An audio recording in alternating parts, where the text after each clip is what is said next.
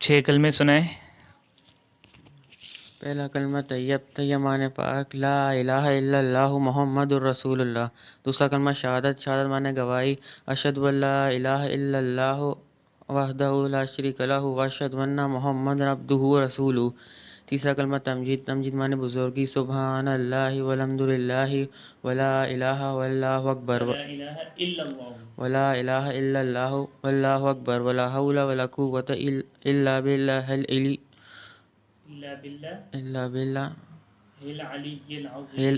العظیم۔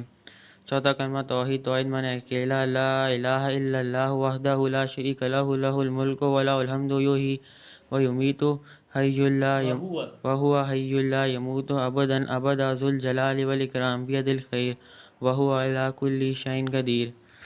پنجم کلمہ استغفار معنی توبہ کرنا، استغفر اللہ ربی من کل ذنب اذنبتہ عمدا او خطأ سرا او علانیہ واتوب الیہ من الذنب الذی اعلم ومن الذنب الذی لا اعلم انک انت علام الغیوب غفار الذنوب وستار العیوب وغفار الذنوب ولا حول ولا قوۃ الا باللہ العلی العظیم علی العظیم۔